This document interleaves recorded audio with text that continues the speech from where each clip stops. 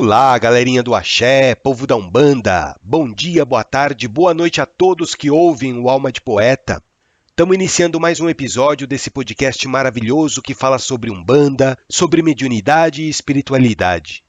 Meu nome é Evandro Tanaka, eu sou médium umbandista, e hoje a gente vai aproveitar esse episódio para tirar algumas dúvidas que foram encaminhadas através do nosso site. Se você ainda não conhece, acessa lá, almadepoeta.com.br. Você vai poder ouvir gratuitamente, sem propaganda, todos os episódios que foram gravados até hoje e também deixar o seu comentário, tirar suas dúvidas. Entre em contato comigo que eu vou ter o maior prazer em responder os questionamentos que vocês fizerem. Esses dias, eu recebi alguns questionamentos do Rafael, que mora na cidade de Maracanaú, no Ceará. O Rafael entrou em contato comigo pelo site e eu achei muito interessante as perguntas que ele fez, porque eu acho que essas dúvidas que ele levantou devem ser dúvidas comuns a muitas pessoas que iniciam na religião da Umbanda, né? Daí eu pedi permissão para ele para poder responder essas dúvidas no podcast, porque assim eu já esclareço para todo mundo o que eu penso a respeito desses assuntos. Obrigado, Rafael, por ter entrado em contato comigo e desculpa a demora em te dar uma resposta. Aliás, eu peço desculpas a todos vocês que ouvem o podcast pelos vários dias que eu não consegui gravar. É que eu tive que fazer uma viagem a trabalho essa semana e não deu para colocar no ar nenhum episódio. Peço mil desculpas pelo atraso. Eu sei que muitos de vocês ficam na expectativa de receber novos episódios, novos conteúdos, mas infelizmente eu não consegui esses dias por conta dos meus compromissos. Bom, eu vou chamar a Sofia para ler a sua mensagem, Rafael, para trazer a sua dúvida. Para quem não sabe, a Sofia é a minha Cambone virtual preferida. De vez em quando ela me auxilia aqui no podcast para ler as mensagens que o pessoal escreve para o Alma de Poeta. Então vamos lá, Sofia, solta a voz. Nossa, finalmente você se lembrou que eu existo. Eu pensei que você não iria me chamar nunca mais para eu participar do seu podcast. Então vamos lá. Eu vou ler para vocês a mensagem que o Rafael escreveu. Deixa eu me apresentar. Eu me chamo Rafael e falo aqui do Ceará. Muito obrigado por compartilhar seu conhecimento sobre Umbanda. E também obrigado por fazer isso de uma forma leve, didática e descontraída. Eu estou aprendendo muito com o seu podcast no Spotify. E às vezes repriso os episódios para poder absorver melhor o conteúdo. Eu venho do espiritismo kardecista, e o que me encantou na Umbanda foi a simplicidade e a humildade dessa religião. Sem falar que eu sinto uma ligação maior com ela. A Umbanda parece, aos meus olhos, ser mais prática, porque nela aprendemos sobre o uso de ervas, de banhos, aprendemos sobre velas e etc. Isso foi o que eu pude apurar até o presente momento, por meio da leitura de alguns poucos textos que eu achei na internet, e através do seu podcast. Pois bem, eu tenho algumas dúvidas e ficaria muito feliz se você pudesse me esclarecer. Claro, Rafael. O que tiver dentro do meu conhecimento pode ter certeza que eu esclareço com o maior prazer. Afinal de contas, a nossa proposta com o podcast é exatamente essa, né? Tirar dúvidas e desmistificar um pouco a ritualística da nossa religião. Mas vamos lá, Sofia, continua lendo aí o que o Rafael escreveu pra gente. Eu estou procurando um terreiro de Umbanda no qual eu me sinta à vontade, e que eu possa trabalhar em prol da casa e do meu aprimoramento interno, embora ainda não saiba qual a minha mediunidade. A minha primeira dúvida é a seguinte: será que eu posso frequentar mais de um terreiro? É porque eu tenho medo de chatear os dirigentes do local onde eu irei frequentar. Então vamos lá, Rafael. Respondendo essa pergunta. Quando você diz frequentar, você está se referindo a frequentar o terreiro como trabalhador ou como assistido? Eu estou perguntando isso porque, dependendo do seu interesse, a minha resposta vai ser diferente, tá? Se você está conhecendo a Umbanda agora, eu acho muito salutar que você visite o máximo de terreiros que você conseguir, porque assim você vai abrir a sua visão para as diversas ritualísticas diferentes que tem entre um terreiro e outro. Você vai ver que muitas das ritualísticas são comuns aos terreiros de Umbanda, como você também vai perceber particularidades entre um terreiro e outro. E visitando vários terreiros, você vai perceber que, querendo ou não, você vai acabar se identificando mais com um trabalho do que com o outro. Então, enquanto você estiver nessa situação de assistido, eu acho interessante você conhecer o máximo de terreiros que você conseguir. Numa semana você visita uma casa, vê como é que eles trabalham, ouve as mensagens que são passadas. Depois, em outra semana, você vai num outro terreiro, compara a ritualística com o terreiro que você visitou na semana anterior. Isso vai ser muito importante na sua caminhada dentro da Umbanda. Então, como assistido, sim, eu acho que não tem problema nenhum de você visitar vários terreiros. Agora, a situação vai mudar um pouco de figura quando você se tornar trabalhador de uma casa, quando você entrar para a corrente mediúnica, mesmo que você ainda esteja frequentando uma gira de desenvolvimento.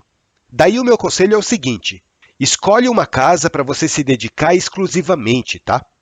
Porque cada casa vai ter as suas regras, vai ter a sua disciplina, os seus preceitos. Mas mais importante do que isso é que cada casa vai ter a sua energia espiritual específica. E a equipe espiritual da casa, que trabalha em uma determinada faixa vibratória, vai tentar sintonizar a sua sensibilidade mediúnica para aquela faixa vibratória que eles trabalham.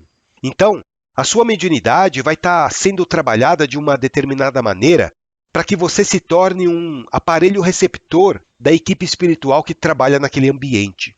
E muitas vezes, o fato de você trabalhar mediunicamente em lugares diferentes, com energias diferentes, ao invés de ajudar na sua firmeza mediúnica, vai acabar atrapalhando.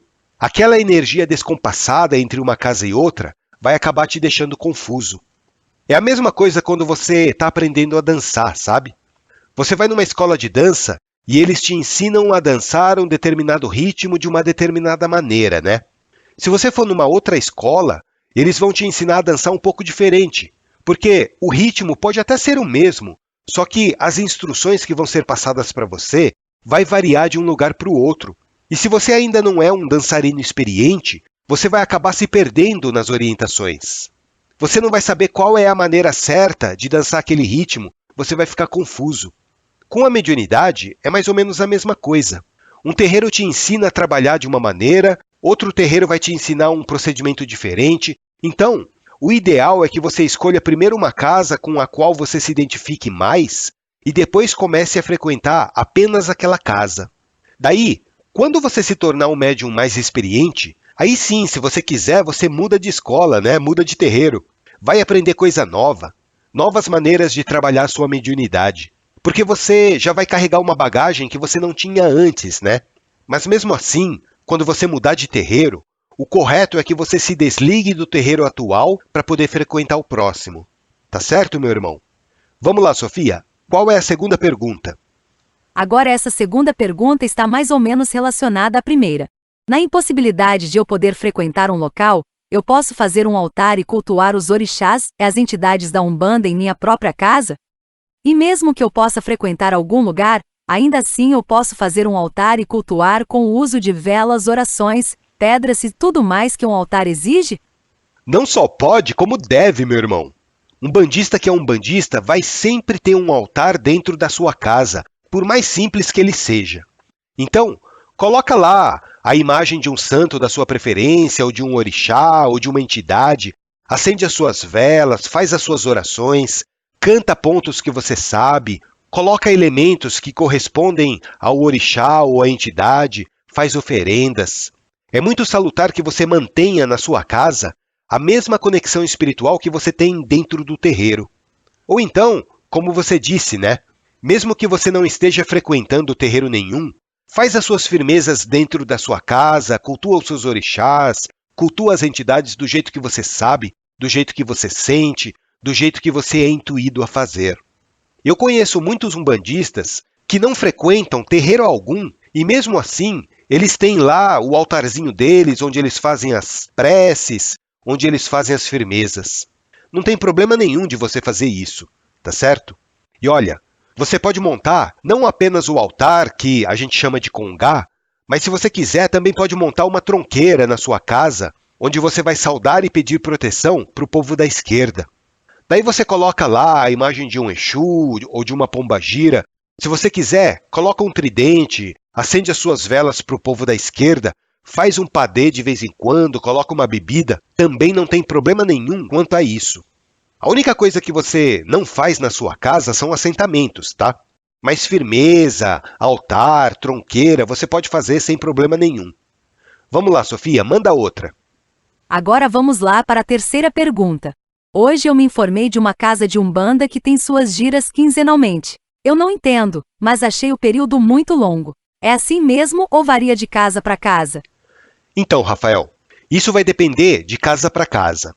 Tem lugar que faz gira todo dia, tem lugar que faz gira 2 vezes por semana, tem lugar que faz gira 1 vez por semana, tem lugar que faz gira a cada 15 dias, tem lugar que faz gira 1 vez por mês. Vai depender muito da disponibilidade dos trabalhadores, da disponibilidade do dirigente para conduzir os trabalhos, vai depender da quantidade de pessoas que tem para participar da corrente. Não tem uma regra para isso, tá? Lá no terreiro onde eu frequento, por exemplo, a gente também faz a gira a cada 15 dias. Porque eu moro em São Paulo, né? E o terreiro onde eu trabalho fica em Jambeiro. É uma cidade que fica mais ou menos a uns 120 quilômetros da capital. Então, eu não tenho condições de ficar indo toda semana para participar da gira. Bem que eu queria poder fazer a gira toda semana, mas para mim fica um pouco puxado. Então, a gente combinou de fazer as giras em semanas intercaladas. Eu já trabalhei numa casa também que tinha tanto médium que se fosse para fazer uma gira com todos os trabalhadores, não caberia todo mundo dentro do abaçá. Daí esse terreiro resolveu dividir os médiuns em 2 equipes. Uma equipe trabalhava às terças e quintas, outra equipe trabalhava às segundas e quartas. Vai da disponibilidade de cada local. E a espiritualidade se programa também para poder ajustar o trabalho que elas fazem lá no plano astral com a disponibilidade dos médiuns. Inclusive, quando você for escolher uma casa, já se informa com o dirigente a frequência com que os trabalhos são feitos para você ajustar a sua rotina também, né? Isso aí é muito importante. Vamos lá, Sofia, manda outra. Está certo. Então vamos para a 4ª e última pergunta do Rafael. O dirigente do terreiro que eu conversei hoje só me falou das giras. Quais os outros trabalhos que são realizados nos terreiros de Umbanda? Ou será que são só as giras mesmo? Bom, Rafael, com relação a essa pergunta, se você vai no terreiro como assistido, muito provavelmente você só vai participar das giras, tá? Gira de atendimento. Vez ou outra, dependendo da complexidade do tratamento espiritual que a pessoa está fazendo, ela é convidada a ir no terreiro num horário previamente agendado para fazer um tratamento individualizado. Agora, se você é trabalhador da casa, daí tem outras ritualísticas que também são feitas. O principal deles, o mais comum, é o amaci, que é o banho de cabeça, o banho de coroa. Esse amaci é feito de tempos em tempos. E como qualquer outra religião, a Umbanda também tem o batismo, tem o casamento, tem os rituais fúnebres, tem as consagrações, tem o ritual de bate-folhas, tem as visitas que a gente faz fora do terreiro, nos campos de força da natureza, enfim. Mas tudo isso que eu estou falando para você, geralmente acontece para quem já é umbandista e para quem é trabalhador da casa, tá? Com exceção do ritual de bate-folhas, né? Porque esse ritual também é feito como limpeza para as pessoas que estão muito carregadas, tá certo? Agora, para terminar, eu vou ler uma experiência que o Rafael relatou na mensagem. Ele disse o seguinte: certa vez participei de um trabalho, e perguntei a uma entidade o porquê delas fazerem uso de cigarros e bebidas. E ela me explicou que é porque isso alargaria o cordão de prata do médium, fazendo com que a entidade possa incorporar. Eu achei curioso e não fiquei satisfeito com a resposta, porque no kardecismo os médiuns não precisam desse artifício para incorporar. Daí, eu pesquisei na internet e achei uma explicação, que para mim fez muito mais sentido. As entidades utilizam-se dos princípios vegetais contidos nas bebidas e cigarros para promover limpezas e curas. Para mim, essa resposta fez mais sentido. Contudo, seguindo essa lógica, então os cigarros industrializados não são as melhores opções para essas entidades. Hoje eu ouvi um podcast seu, no qual você falou que os cigarros industrializados não são muito úteis nos trabalhos. Enfim, você poderia falar mais sobre isso? Nos 2 lugares que eu fui, as entidades estavam usando cigarros industrializados. Achei estranho. Acredito que no passado, lá em 1900 e lá vai bolinha, os terreiros se utilizavam mais de tabaco do que de cigarros industrializados. Pensei até em comprar uns cigarros mais naturais, para dar de presente às entidades quando eu for num próximo trabalho. Você está certíssimo nisso que você falou, Rafael. Isso que eles disseram de que o cigarro alargaria o cordão de prata, não tem fundamento nenhum isso. Até porque a função do cordão de prata não tem relação nenhuma com a mediunidade. O cordão de prata existe para manter unida a alma da pessoa encarnada no seu corpo físico. Tanto é que os espíritos desencarnados não possuem mais o cordão de prata, né? Porque eles já não têm mais um corpo físico.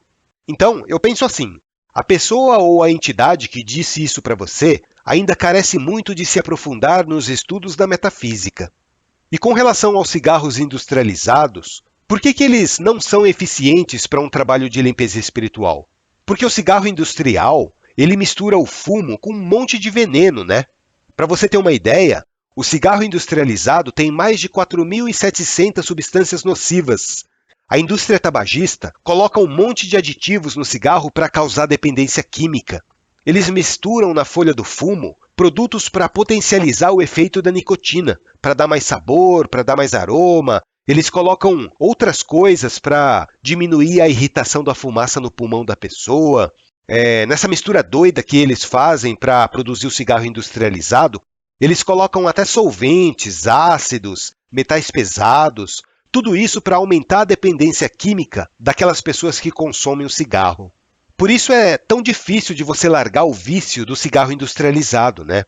E por esse mesmo motivo, a espiritualidade tem uma dificuldade muito grande de usar o fumo do cigarro industrializado como instrumento de limpeza ou instrumento de descarrego, por causa do tanto de substância tóxica que tem naquele produto. Agora, se você pegar um cigarro de palha, que usa fumo natural, aquele fumo de corda, sabe?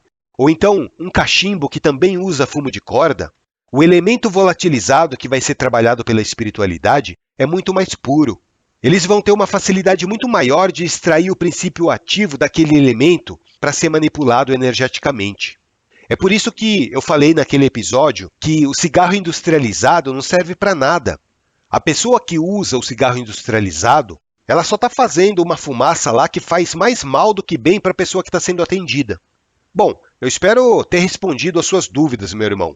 E mais uma vez eu agradeço, Rafael, por você ter entrado em contato comigo, por você ter trazido esses questionamentos que eu achei muito pertinente, né? E que por isso eu resolvi compartilhar com outras pessoas aqui no podcast. E obrigado por você dedicar o seu tempo para mandar sua mensagem para mim. E para terminar o episódio de hoje, vamos recitar uma poesia do Pai Antônio?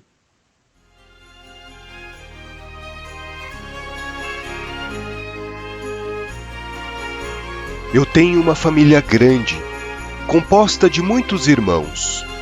E quanto mais a família se expande, mais amor vem no coração. Nossa casa é um pouco pequena, formada apenas por um salão, mas todo o amor que ela armazena não cabe dentro de um caminhão. Na minha família eu tenho um pai que me ensina a viver na retidão, e toda vez que um dos filhos cai, ele está lá para estender a mão.